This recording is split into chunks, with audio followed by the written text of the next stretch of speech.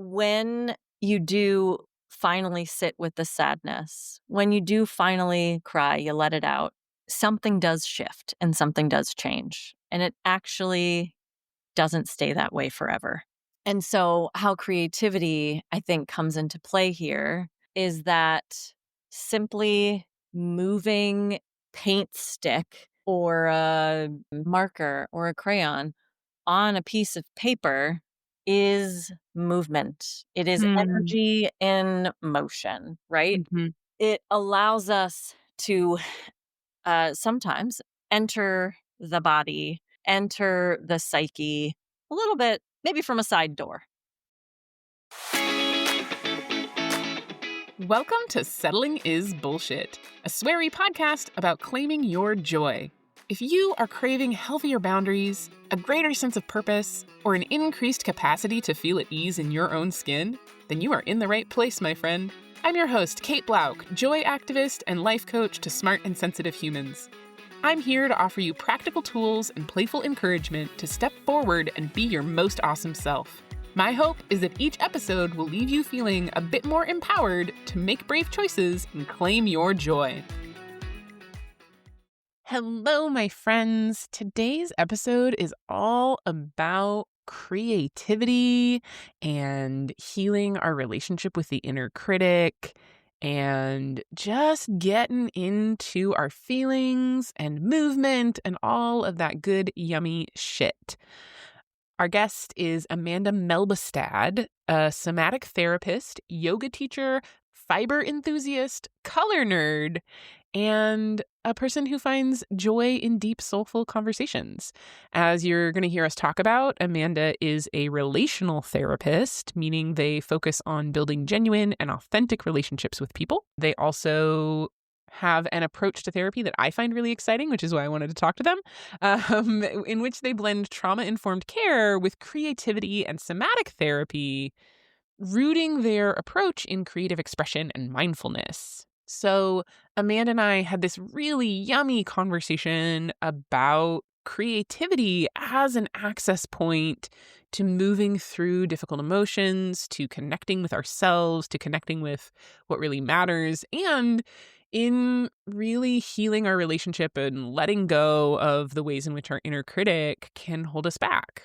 Amanda is also a graduate of the Lewis and Clark Art Therapy Program, which is the program that I'm hoping to get into for fall of next year. So we spoke earlier this summer, and it was just another sort of reinforcing factor in my decision to sort of head in that direction, because I genuinely believe that creativity is such a beautiful inroad to our own kind of healing and authenticity. And it was just like a lovely kickstart for me to be moving back into school. And I have survived my first week, everybody, of prerequisite classes, including some psychology classes and some art classes. So this was a really great conversation for me to have. I hope you enjoy it and that you leave feeling a little bit more inspired to broaden your definition and understanding of what creativity can be, and to invite yourself to like go play with some crayons or some markers or some paint. Because the more we can get out of our like thinking analytical heads and into our bodies and movement and paint and color, the more yummy access we have to our own full range of expression and joy. So I hope you enjoy this episode as much as I did.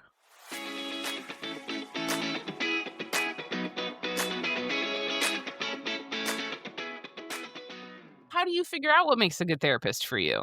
I think some of the things that I learned in school were one, that there's this like certain level of professionalism that I was kind of unaware of. I was also unaware of like my power in the scenario. As a client? Yes, that I'm interviewing them as much as they're I was like, I thought I was the one being interviewed. Like Right. they would get to accept me, Yeah. or not. Like, I Yeah. had no idea that in the ethical code, it's like, no, the interview is for the client. It's for the client to say whether or not the therapist is a good fit. You know, it's funny, like, I just went through a series of interviewing, like, 5 therapists, Mhm. but even in doing that, I hadn't really thought about it that way.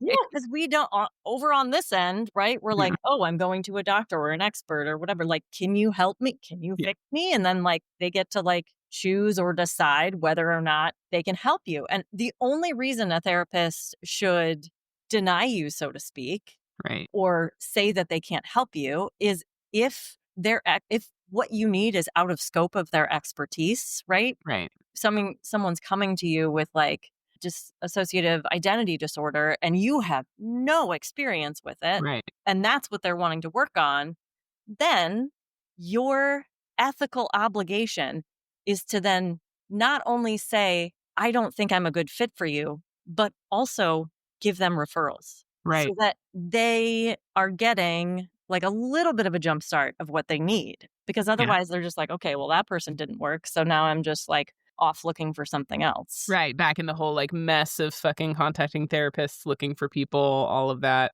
Mhm. shenanigan. Yeah. Yeah. Every therapist should have a professional disclosure statement, which Mhm. is essentially the contract of Mm. the relationship saying, this is how I practice. Here's my cancellation policy. Here is what it might look like if we were to see each other in real life outside of therapy session. The other helpful chunk is that people either don't know or like to just blissfully ignore is Mhm. like it could get really hard in here. Like, Yeah. you could end up feeling like worse than you do now when we start to get into the thick of it. And my expectation is that you tell me that and that we Yeah. talk about that and we figure that out together. And if I'm not if it's worse in a way that means I'm not a good fit for you, then we talk about that and we figure out what it is that you need and I help you find that. Uh, Yeah. yeah. I remember a dear friend of mine who's been on the show before, I remember years and years ago, she sort of pointed out that, like, I could give my therapist feedback, Uh-huh. and that, like, blew my mind. I was like, "Wait, what?" And she's like, "Yeah, it's not your job to protect her feelings. It's your job to tell her when she does things you don't like, um, Yeah. so that she knows." And I was like, "What? That's crazy." And a good therapist would get excited about that Yeah. because that's the meat of therapy is when the relationship is in the room, right? When you're not talking about other relationships, right? When the client's not talking about the relationship they have with their mother or their partner or whatever. When they are suddenly talking about the relationship that is present in the room, like that's where the meat is. That's the good stuff because you're like, well, this we can work with. Like, Yeah. now I have something concrete and solid, and I can help to show you what it's like to sit in conflict and be Ooh. with the discomfort, and I'm still here, and I'm gonna be here next week, and the week after that. I Yeah. expect you to come back because I will come back, and I will keep showing up, right? Like, Yeah. that's why that is, like, so important, and of course, no one knows that. Right, Everyone thinks they come to therapy to talk about all the other stuff, right? right, and to get feed And that's and also true. well, yeah, yeah, and that you as the therapist are, like, the arbiter and the expert in the room and, like, totally know what you're doing Yes. and, Mhm. are a mind reader, obviously. Yes. Like Yeah. yeah. Yeah, so Amanda, you were just lighting up about all that, like, what do you love about being a therapist? So many things.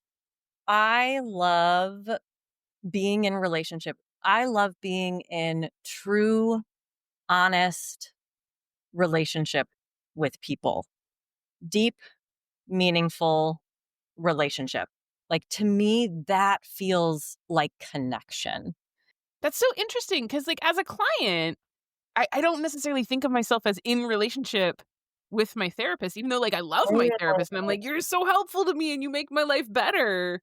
But it's so like, there's this sense of boundary to me or whatever, so it's so lovely to hear you as the therapist in this conversation, to be treating it that way.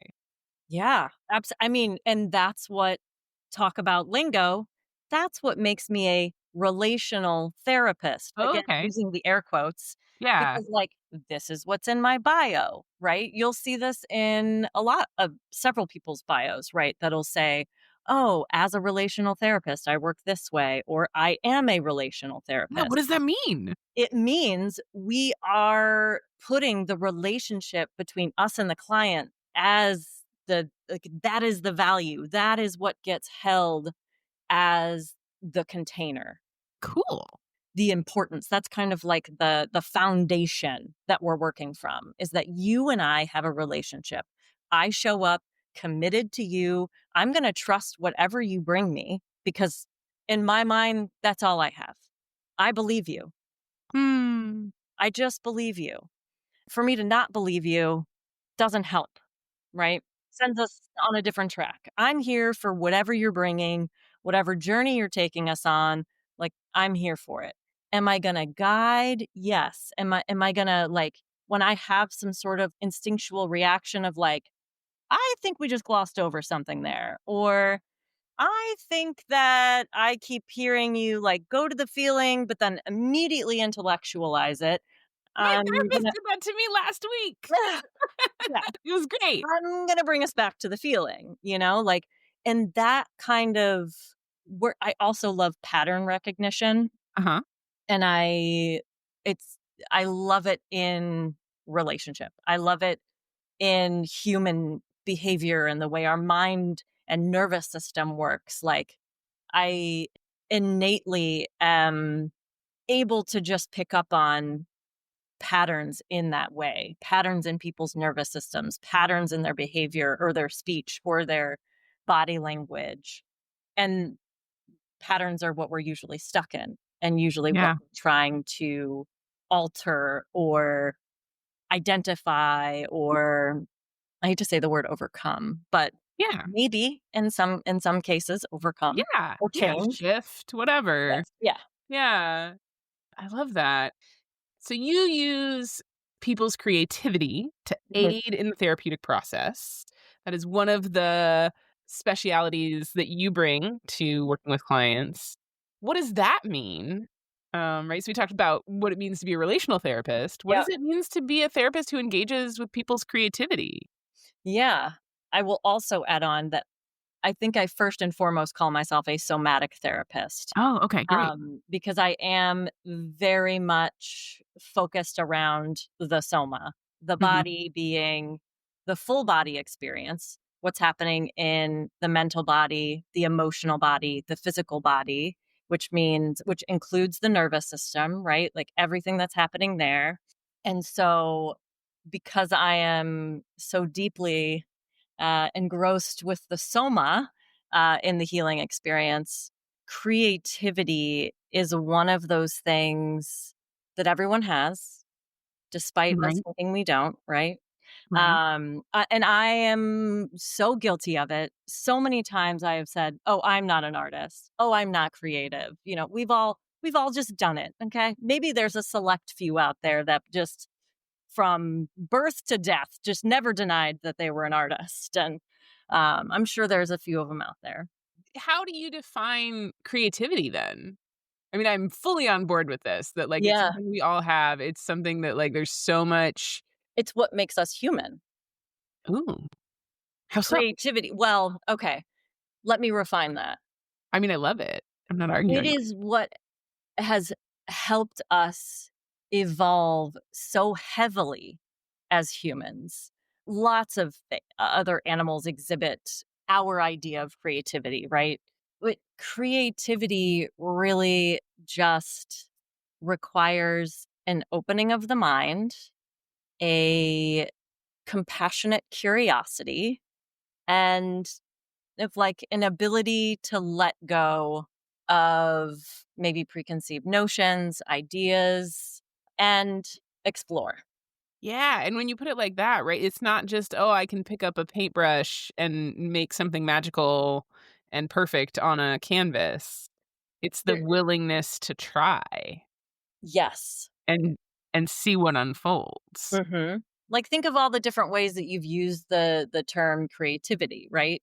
Like, oh, the way that the thinking about that concept was so creative. The book, like the way they wrote that book or the way they narrated that book was so creative. Right? We use it in a lot of, usually speaking of other people, Uh-huh. um, in all these ways. And it's when we do, when we then turn it onto ourselves, right? To think of ourselves as being creative or ourselves as being artists, like capital A artists, then comes this like mirage of like qualifications that you must have in order to carry that title.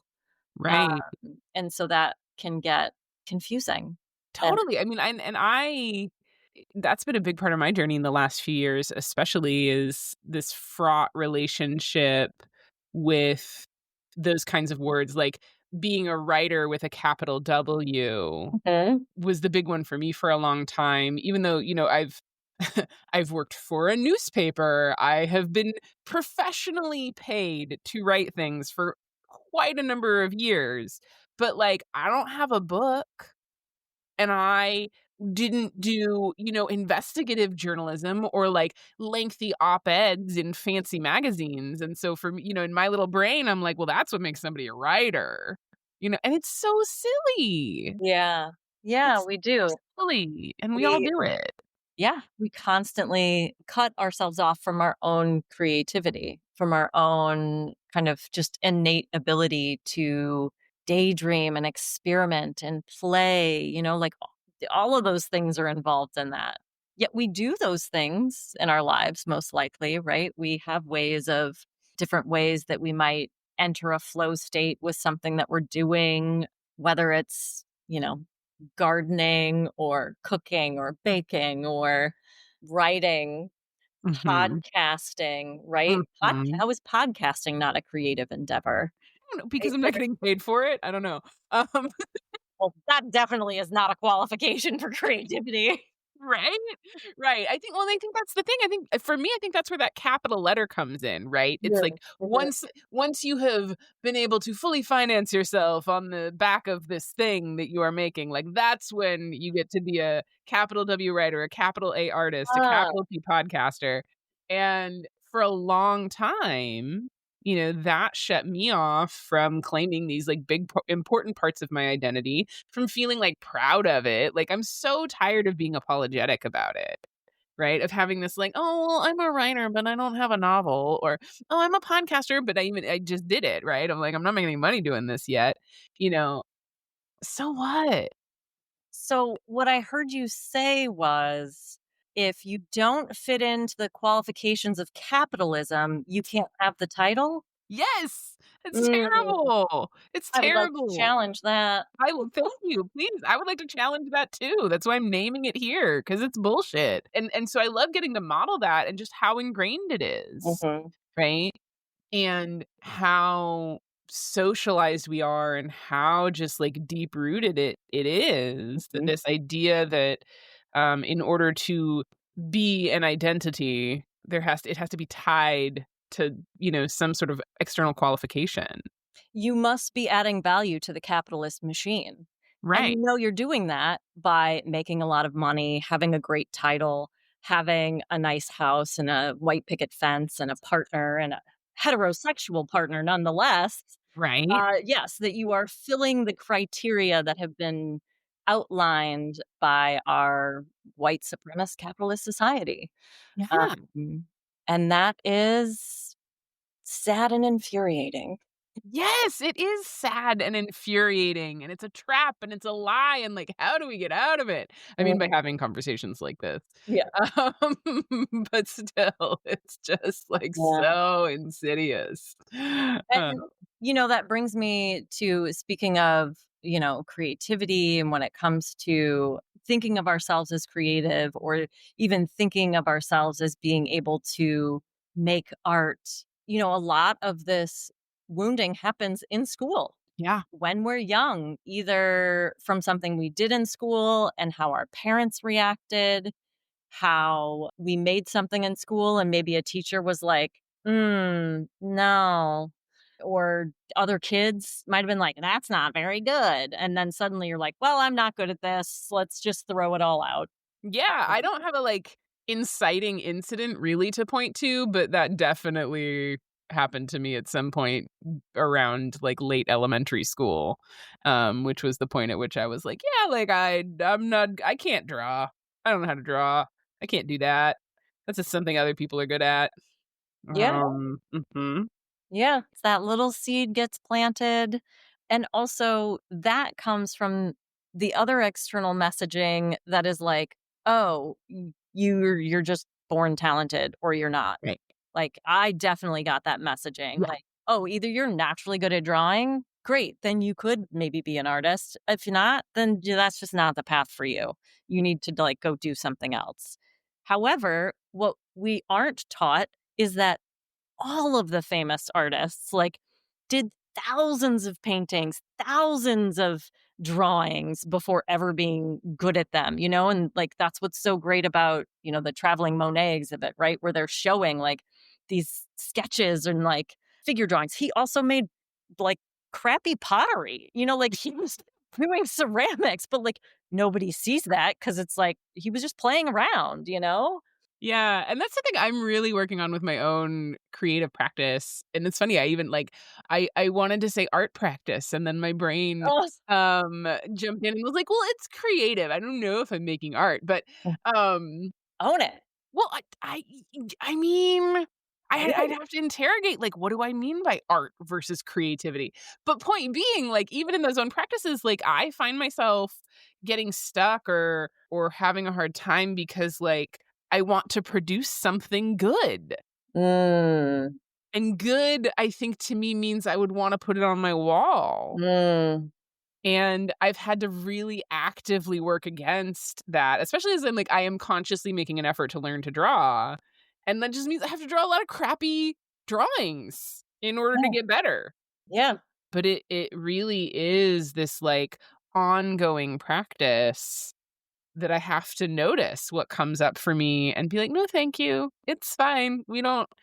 I don't have to make something to go on my fridge for it to be worth doing."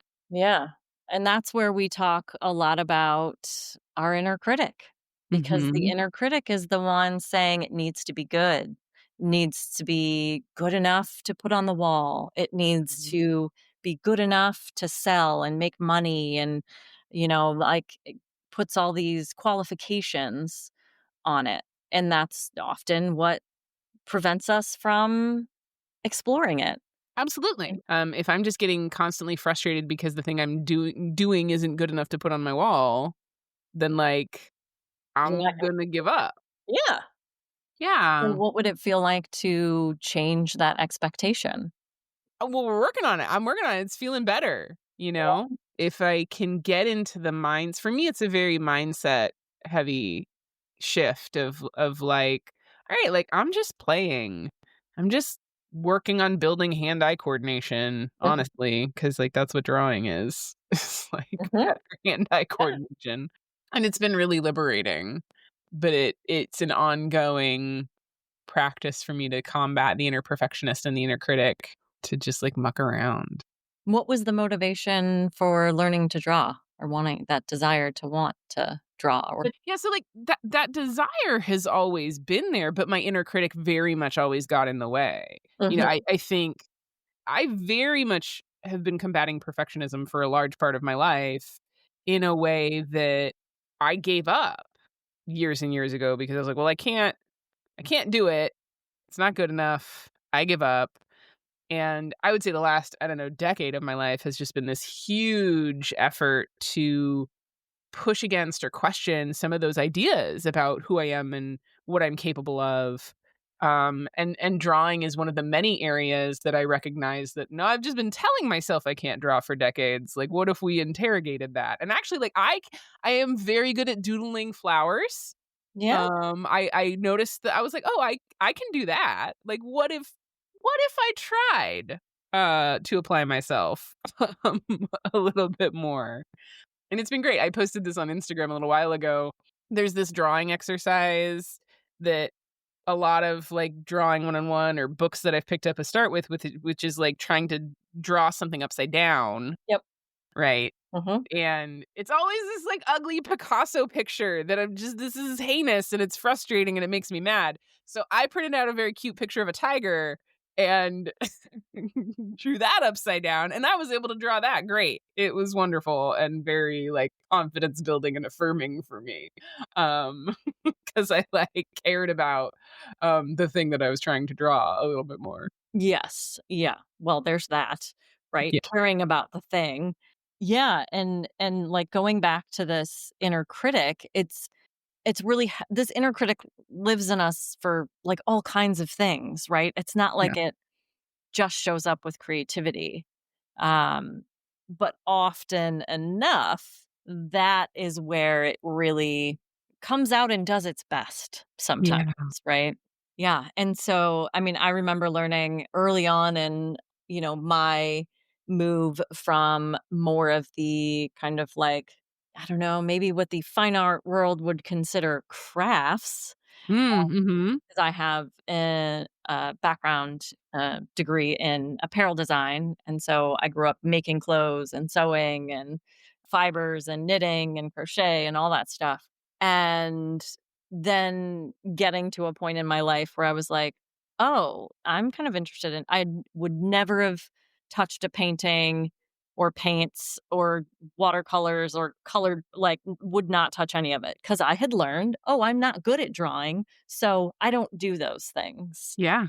And then somewhere in my 30s was like, "Well, I just wanna dabble. I'm gonna try." And then, yeah, how that inner critic shows up has a lot to do with your creative practice. And I remember learning that, this is actually from the book Big Magic. So good. Such a good book, is that, like, no, you need to, like, give that inner critic some love, and you also need to not shun it. And this, I mean, this just reminds me too of, like, your podcast where you were talking about IFS and parts work, right? Like, the minute we shun any part of ourselves, the minute we cut ourselves off in any way, we're doing damage, we're doing harm to ourselves. Mm. And so that inner critic still needs to come along for the ride.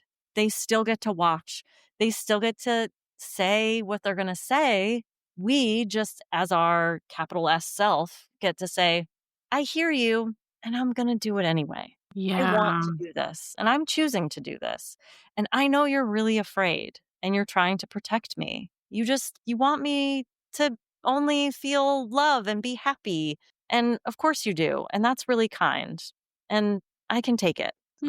But Hmm. I'm still just gonna make this ugly drawing, Yeah. and maybe 2 days from now, I'll come back and I'll look at it, and I won't think it's ugly.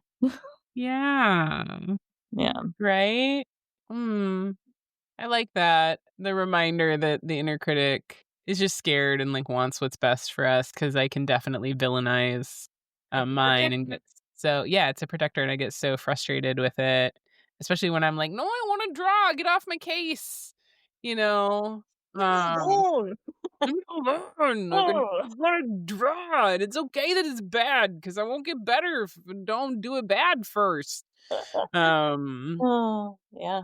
yeah, yeah. So how does your relationship with somatic work Mm. tie into all of this stuff about creativity? Yes. Well, basically, whatever we're working with, whatever is been harmed, whatever wound we're carrying, little t, big T, chronic T, as in PTSD, Right. um, whatever it is something that did not get expressed. Yeah. Something happened, your nervous system wanted to have a certain reaction, and it didn't get to go through the full process. It got cut off. And so that process, that thing is still living in you. And these things are stored then in our bodies, right? And Yeah. we build stories, we go through life, and they're here. And because we are raised in this society that has us so disconnected mind from body, that we prioritize intellectualizing everything, and we deprioritize the body. And so the way to heal these things is to learn to, as I like to say, befriend your nervous system so Yeah. that you can feel at home in this body. And then you can start to be able to express whatever didn't get expressed, whether it was the grief, whether it was the joy, whether it was the power of choice that was taken away from you. Those things live below, deep below cognition, deep Yeah. below this level of intellectualization. Like it lives in the spirit and the soul of our bodies. Mhm. And it doesn't know the language of the head, of the mind. And so there are ways that we can access these parts of ourselves through the body, through gesture, right? If Mhm. someone is explaining, this is coming more from like an expressive arts background, which is like very in that somatic range, which is like that. I love that juicy space. You can play around with gesture and simple movement is like if we find that there's this like little piece of anger in you that never got to be expressed and it was like a younger part of you and like maybe we just well what would it feel like to just like what does the anger want to do? Like, what is the action the body wants to take? And it's like, Yeah. oh, I just want to like, grr, like squeeze my fist and like scrunch my face. Then we just do that. We do it over and over again. You Yeah. keep doing it, and eventually something shifts. And that, like, I'm really simplifying it here. Uh, Yeah, but I mean, and I have experience with that both in, to some degree in my coach training, and then also in some of the work that I've done. And I love that idea of like something you said just reminded me that when our nervous system is activated, so when we're kind of like touching into whether they're big T traumas, little T traumas, just like the things that got stuck in us, it disrupts our access to our prefrontal cortex and the part of our brain that has the language and the thoughts and the yeah, whatever. you flipped your lid. Yeah. Yeah. Yeah, like, it just I don't have it, and that explains why, for me anyway, like, talk therapy, just sort of, like, purely talking about it from this, like, cognitive, analytical, thinking it through, talking about my feelings instead of feeling my feelings Yeah. place, like, it helped me notice my thinking, Hmm. but didn't help me, like, really get unstuck until I moved into some of these different modalities. And so, like, listening to you talk, like, I definitely have had the experience of, like, being encouraged to stand up and move around, or like you were just doing, of, like, making the gesture of the anger, and it's so foreign in a way of, like, how most of us kind of go through our day-to-day interacting, right, from this, like, thinky place, and it's been really powerful for me, and I've had a number of guests kind of talk about this on the podcast, and I just believe in the power of repetition, that, like, the more we hear these things, the more they sink in, is that, like, we have to get into our bodies, Hmm. and I love the idea that kind of you brought to my attention when before we hopped on this recording, of this idea that, like, creativity is a bodily act. Yep.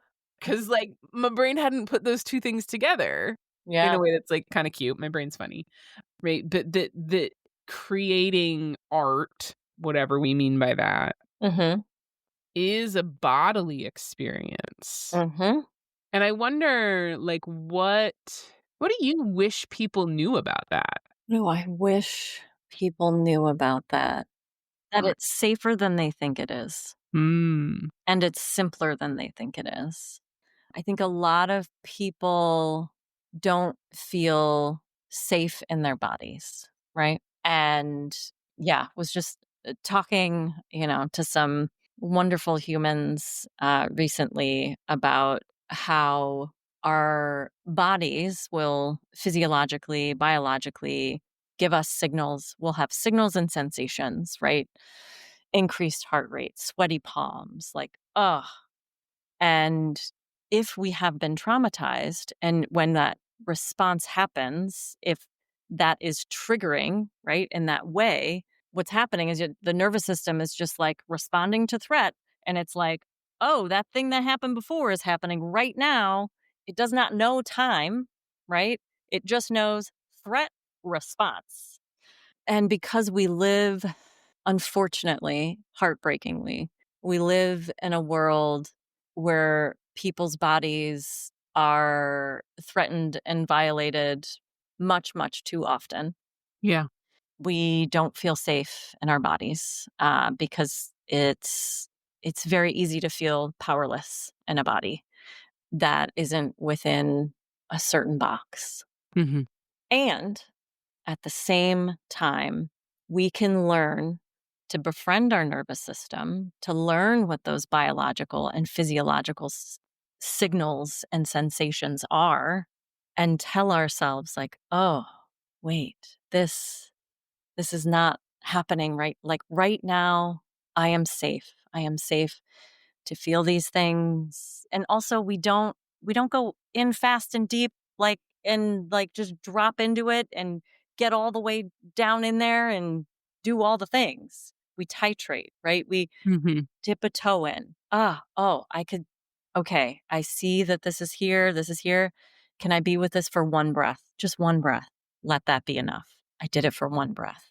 I stayed with the sensations, right? And then, it's the practice of forgetting and remembering, right? And dipping in and dipping out, right? And then being compassionate, having that lens of loving compassion when we feel like we should be doing it a certain way or we're not doing it good enough.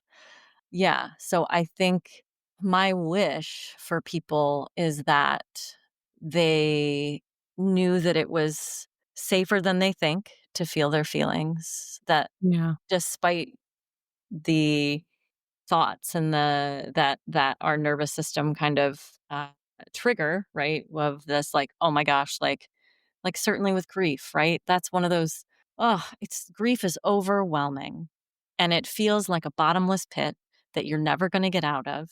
You'll just feel sad forever. You'll never be able to do another thing in your life. And so I'm just going to stay the fuck away from that black, and I'll be over in my sympathetic nervous system filled with anxiety so that it at least keeps me busy and productive. And that is very rewarding in our capitalist society. So it feels like it's working. Is it Oh working? my I think it's working. god. Oh my Um, god. yeah. So relatable. Hmm. Yeah. Yeah, because I, even before you actually named grief, like, that's exactly what I was thinking, is that there's certainly I have the experience of I have a lot of access to my feelings, I cry pretty easily, and, like, that's fine, but, like, really going in there, there's this fear and anxiety that I'm just gonna, like, get stuck in this morass of kind of grief and despair and not be able to get myself back out, hmm. and it really has taken a lot of training my system to be able to trust that, like, no, it's not actually gonna keep me stuck there. Yeah. Everything Um, changes, right? That the impermanence, nothing mhm, is permanent. However, we are very much kind of trained to think that lots of things are permanent. And I feel like it is another protective mechanism, right? To be like, oh, I can't go there. It's like I'm gonna fall too far. I'm not gonna get back out. And like, oh, so we're not gonna go there. yeah, so how can creativity help with that? How can Yeah. creativity help us Yeah. feel our feelings? Ooh. When you do finally sit with the sadness, when you do finally cry, you let it out, something does shift and something does change. And it actually doesn't stay that way forever. And so, how creativity, I think, comes into play here is that simply moving paint stick or a marker or a crayon on a piece of paper is movement. It is Hmm, energy in motion, right? mhm, It allows us to sometimes enter the body, enter the psyche a little bit, maybe from a side door. For example, one of my favorite things to do with people is bilateral drawing. Ooh. So this is very closely related to EMDR Yeah. because you're using the body bilaterally, doing the same motion, right? And your eyes are usually like watching what's happening. You're breathing and you're just like making these movements on the page, both hands moving at the same time. So you're aligning the right and left hemispheres of the brain. You're kind of like reconnecting, kind of like taking that side door, so to speak. And it can be a really helpful way to process difficult feelings. I am a much more expressive artist than I am a realistic artist. Like, I don't really enjoy drawing things that are realistic. I just enjoy putting color on things, however that happens. I was Yeah. obsessed with it with fibers and dyeing fabric, watercolor on paper, acrylic paint on a canvas. It's just like my joy. There you go. It's Mm. my joy. Mhm. It's just putting color, and especially to be able to I also enjoy the balance, or like having this balance between not having control, right? So I like Ooh. very fluid media that I can kind of like play with, right? And like watch it react and then be like, "Ooh, I like that," or like, I want to like push it this way or that way, and kind of like guide it versus like having full control over it. And as I'm saying this, I'm like, "Oh my gosh, this is why I love being a therapist." I like guiding. I like working with what's there and then like tilting us a little this way or a little that way, and Yeah. seeing what comes of it. And then recognizing that that's beautiful. Yeah. Yeah, and listening to you talk about that, I'm like, "Oh my god, I need to play with that more," because I do keep even in this conversation, like, I want to draw the thing that I see, like, I want to make the thing, and I want it to look like the thing, and, like, then I get crazy because it doesn't look like the thing because I don't have that much hand-eye coordination, so, like, what if I just, like, put some color on paper and wasn't trying to make it look like something? Mhm. Hmm. Mhm. We'll Yeah. see what emerges from that. That actually like, that sounds fun to me, having just listened to you talk about it Yeah. in a way that's exciting, Yeah. right? And And I that feel like can supersede the inner critic. yeah. Um, Yeah. right? Mhm. And Yeah. so, yeah, it's just creativity is also, and like image making of any kind, right? Like whether I'm just applying color to a page or whether I'm collaging weird shapes onto it, right? Any form of image making is telling some sort of story, right? And we can use metaphor to deepen insights or just help us externalize what you were just saying about, like you want to draw the thing and then you can't draw the thing. So you're frustrated. You're like, that's a story, Yeah. right? And how powerful would it be to actually work with that story creatively?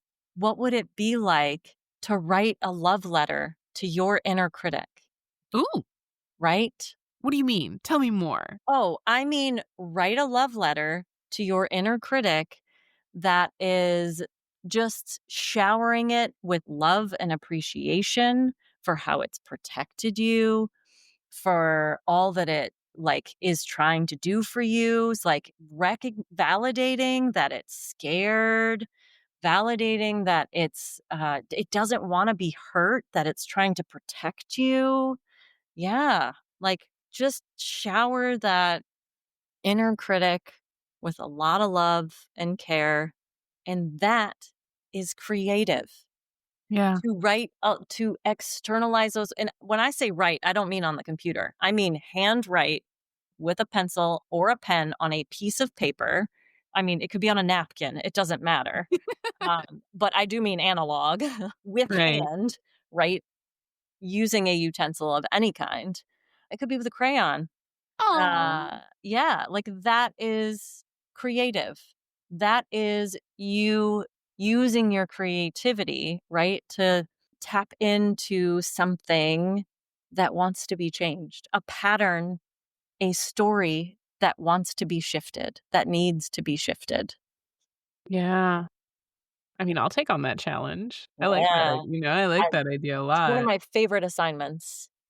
Oh my god, no, it's so funny. I mean, this is my little, like, type A. I asked, like, a couple weeks ago, I asked my therapist for an assignment, and she was like, "I don't have one for you. Like, maybe you don't need to do anything." And I was like, "No, I wanna do something." Oh, I know. Uh, I've told, therapists before, it's like, "I really want, like, I want homework." Like, I keep hearing my friends that, like, are getting homework from their therapists, like, "I want homework."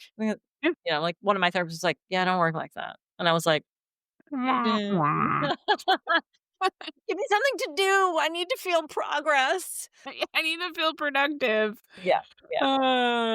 I For want me, I that's want what it somewhere was. to channel and I think part of what I'm taking away from today's conversation is that I have infinite opportunity to take whatever the fuck I talk about in therapy and do something creative with it, right? Exactly. Like, I don't Mhm, need a therapist to give me a specific assignment to be able to go mhm. and maybe throw some like, "What color was my therapy session today?" Like, So you know? simple. Yep. Right. Mhm. Like, what if I just, like, put some, crayons or watercolors or markers to a piece of paper and, like, didn't have to, like, make identifiable meaning out of it? Yeah, yeah. It could literally just be the practice of marking on a piece of paper Yeah. with color, with, like, charcoal, whatever. Just Yeah. any That's yeah, it's like, I think that's the other thing that people forget is that it can be so, so simple to practice creativity. It can be very simple and straightforward. And I have done those very things to tap into my own creativity, to change those stories and those voices in my head that were trying to convince me that I'm not an artist, that were trying to convince me that I'm not creative, that I can't draw, that I, you know, am unsuccessful at this or that. And I really have done some of the really most simple things. And it was just like, I love watercolors, but I'm, in quotations, not good at it. Mm. But you know what? I don't really have any other means right now, but I have some watercolors and I have paper. I spent time, I would just use the brush and just like dots on the page, just Yeah. watercolor dots. And then it was like when I felt like the page was done enough, all right, then the next day came back, added more watercolor dots to the page. And then eventually sometimes like the dots started like forming their own shapes. And I was like, ooh, that's kind of cool. And it just progressed, but it started as something so, so simple. Yeah.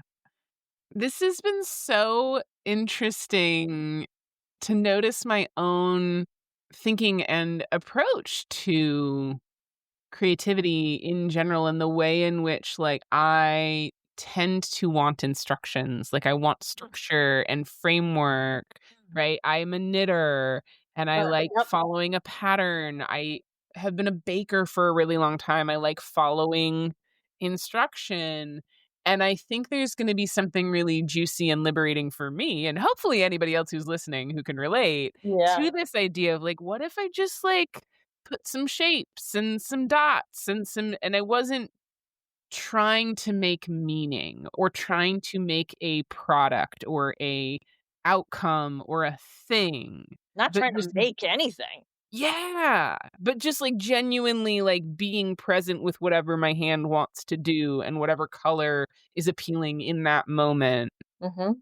and like seeing what emerges, right? There's very much a like trusting of intuition and being present and like saying, fuck you, capitalism. I don't have to make something pretty Yeah. that Yeah. that's juicy to me and I'm excited about. Yeah. Um and so thank you for that. Yeah. And Um there's some really amazing artists out there, like on YouTube and social media, who like do these really great quick videos of like, oh, want to do something in watercolor? Like, here, apply 3 pieces of tape, and then you're gonna take your brush and like and it's like 2 minutes, 2 Yeah. minutes, and they've, like, you've made a little page.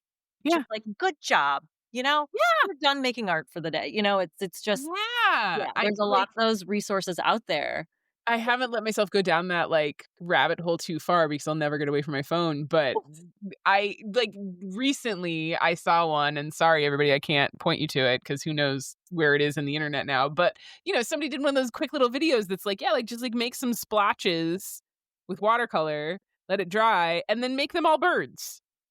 Yep. It's like, put a little pen mark, turn it into a bird, and I was like, "That sounds delightful," and I still haven't done it, but yeah, like, it's just it made me so happy. Mhm, And, like, I think that there's a lot of freedom from the inner critic available when at least for me, like, I'm not trying to do anything in particular. mhm. But like, even just saying that, I could feel my body be like, "Oh, but what? Like, you can't. You gotta it's wasting stuff, and it's No. wasting time, and Yeah, oh, no." Which is so funny. It's yeah, so funny and cute, and not uncommon. I'm yeah. certain I'm not alone in that. And the great thing too is, like, working on your inner critic when it comes to your creativity, like, Mhm. it's not like you're only working on your inner critic for that thing, right? This Yeah, inner critic shows up in all these other places, right? yeah. It really can be such a good practice in, like, using loving self-compassion and, just a really nice way to be able to practice that. Hmm. Where if someone's like, "Ah, I don't feel very creative even after listening to this," like, I don't know, like, where would you tell people to start? Start small and just experiment. Yeah. Everything is an experimentation. If you treat it as an experimentation, like, there's no expectation that it needs to be anything. It doesn't need to go anywhere or lead to anything. And it can literally be anything. It doesn't have to be two-dimensional drawing or painting. Like, it could be movement, it could be dance, it could be ecstatic dance, it could be a jazz class, it could be hip hop, it could be exercise, Yeah. be like a group fitness class, it could be singing, music, just like listening to music and moving alone in your house. Like, it can be so many different, and of course, it could be writing, it could be Mhm. breaking out some charcoals and moving them across the page. It could be building adorable little mandalas in the forest out of leaves and sticks and flowers, like literally anything. And just experiment with what feels good in your body. And Mm. the question you always want to follow that with is, how do I know this feels good? What Ooh. tells me that this feels good right now? Yeah, I don't think I've ever asked myself that question. Yeah, It's a really that's a soma question. That's a yeah. very somatic therapy body. Mhm. Yeah, like, how do I know this feels good in my body? What are the Yeah. signals and sensations that you're getting? Yeah, and then that can, if you're treating it as an experiment, you're like, "Well, I think I wanna draw," and then you try that and you're like, "Nothing is feeling good," Mhm. and, like, "I'm not enjoying this." Drop it. Yeah, I Don't had to do you that. force yourself. You're like, Yeah, use like, pick something else, you know? yeah, yeah. Set it Or down. yeah, set it down at least temporarily. I was, like, really jazzed about learning to draw, and I was like, "Okay, I found these pictures of cute animals." I'm like, "Alright, I'm gonna practice with this." And I got a couple of them, and I was feeling pretty good, and then there was this, like, fox that I was trying to draw, and I just couldn't get it, and I was getting so frustrated, and I was like, "Okay, we need to just, like, walk away from this Mm. now." I also am curious to know just specifically about, like, since you're talking about drawing here, Uh-huh. which could be helpful for other people, Yeah. which is another thing that I feel like doesn't get talked about, is that there are warm up drawing exercises. So just like when you go to exercise and work out, like, no physical therapist, no fitness trainer is ever going to be like, "Yeah, all right. Get on that bench press and, like, we're going to put 150 on there and you're going to give me, like, 3 of your best sets of 10 right now. That's not how that works. No. We spend well, as those of us that are older maybe spend a little longer, but, for 20 to 30 minutes warming our muscles up, getting our bodies prepared to do the big stuff. Drawing, especially, is exactly the same. You got to warm yourself up. This is a part of working with your inner critic, right? You got to do the warm up exercises and you got to do the blind contours, look at it and laugh and be like, that was so silly. Of course I didn't draw that. Well, I wasn't even looking at it. And I had no idea what my hand was doing or where on the page. And ha ha ha, that's so cute. And then you do, 5 of those. And then you do these other drawing exercises. Personally, I really love the book. It's called Drawing Lab. It's like 50 different drawing exercises. And one of my favorites is like draw an eye on the page, turn the page 90 degrees, draw an ear. Yeah, okay. And then turn the page another 90 degrees, draw a tail. Okay. Turn the page another 90 degrees and draw a paw. And then now connect them. And you're like, okay. And it's play. It's just play. And that's the thing you have to kind of like tap into in order to be able to, like, that's the warm up for creativity, is like, how can I bring that play online? Oh my god, you just blew my mind a little bit. As someone who's like, I mean, like, like, as someone who's into fitness, right? That analogy, I'm like, yeah, exactly. Mhm. But it never occurred to me not to just sit down and try to draw the thing. That your inner critic's gonna come on. It doesn't look Yeah. like meh. You gotta Yeah. you gotta take the inner critic along on the warm up and be like, "You're doing great. Look at us. Look at how silly that is. We made that silly thing." Yeah.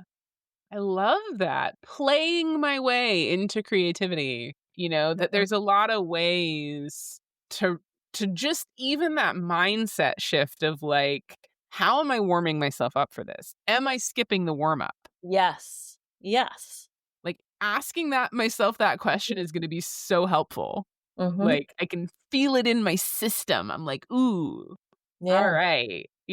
I don't need classes necessarily to do this for me, but like, how can I do that for myself? Yeah. Especially when it's something that like I'm trying to do that I don't feel good at, that I want to be better at, and that I don't want to let the inner critic get in the way of. Mhm. Like, how can I play my way into this? Yeah. I think is a really fun invitation. Yeah. Yeah. And intention is so important, right? So, I think that when your intention shifts into that, like, yeah, how can I play my way into this? Then the intention isn't about what it is that you're making, right? You've Yeah. removed the productivity factor, the outcome. And it's like, yeah, how can I just play? How can I just like let the creative expression flow through me unobstructed?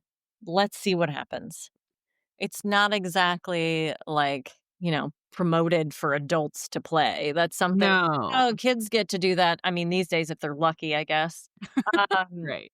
and, and then certainly as adults, it's like, play, Yeah. grow up, and you're like, Yeah. no, actually, I'm good. I Yeah. will Like, like embrace my state of play because it's yeah. what makes my life worth living. Yeah. Like I just got excited about crayons, you Yeah. know? Why And not? that's like play and joy, so connected, Oh, 100%. Mhm. so connected. Ooh, speaking of, I have, so my spouse has had a subscription to National Geographic for, like, ever, so we have, like, tons of them, and basically, if I'm ever doing any kind of, like, mood board, vision board, Yeah. like, I'm using National Geographics, because they're plentiful in our Yeah. house, and so I'm really big on making, like, vision boards and stuff especially for, like, big things in my life, and so for when it came time in school to do my internship and was like setting my sights on this place, I made a vision board of what I wanted my internship to be. And at the time I was dealing with a lot of grief, so I was like, well, I'm going to be working with grief and it's like I'm feeling very called to like work with grief as well. And one of the things that I had on this board, like very much like next to the grief, was play. And there was some kind of like statistical quote underneath it that, like, because it was clipped from National Geographic, like some very high amount of adults like don't get nearly enough play, Yeah. and how detrimental it is to our health, and just like how critical it is for us to continue to be able to tap into that sense of play. Mhm. And creativity helps us do that. Yeah. It is a doorway into that, right? Like Yeah. creativity and play are sisters, synonymous. Yeah. Are they're Yeah, I mean, they're flavors of the same thing, they're different, but they really are quite similar. and they both create joy. They do both create joy. Yeah, it's true. It's true. Well, that seems like a good kind of segue into one of my favorite questions is, Amanda, what brings you joy? Mm. So many things. I think I am someone who is lucky enough that I have been working on my creative practice for long enough. I am also someone who is lucky enough to have been able to hold on to some sense of play and silliness my entire life. I'm also a Leo, so there's a part of me that like doesn't really give a fuck what other people think, and I'm like, nah, I'm good. Um, Community brings me joy. Having like deep, soulful conversations with other human beings brings me joy. Being a therapist, because I can do that former one, Yeah. with people as a job, brings me joy. Color, color. Mm. 1,000% brings me joy. I and absolutely somebody who is people tend to say that I am a very bright and colorful person. There is no black in my wardrobe. There's not really a lot of neutrals, to be honest. Mhm. Yeah. Yeah, color brings me a lot of joy, and relationships, people, feeling a strong connection to nature, the other than human world brings me a lot of joy, as well as peace. And yeah, having fun conversations like this bring me joy. Mhm. Yeah. Cool. Well, where can people find you? Yes. People can find me through my website. It is amandamelbostadtherapy.com. Kept it real simple. Yeah. And my private practice right now is creative embodied psychotherapy. And you can reach out to me via my website. I'm in a no social media phase, so Oh, good for you. not active on that. Well, I guess I'm technically on LinkedIn. You could also find me on LinkedIn. Yeah, well, I don't count LinkedIn as social media. That's the, like, jobby job place I that mean, it is we exist. though. Awesome. Well, Amanda, thanks so much. I feel very creatively inspired and excited to go play with some crayons. Oh, well, that brings me joy to hear that. Huzzah! Thank you so much for listening. If you enjoyed this episode, please help me grow the podcast by subscribing, leaving a review, and sharing it with anyone you think would benefit from hearing it too. Your support means the world to me. If you'd like to get updates about new episodes, posts, and offerings, please visit settlingisbullshit.com to subscribe to my newsletter. You can also find information there about working with me one-on-one to build your most amazing life. Until next time, remember that I believe in you and that you are fucking awesome.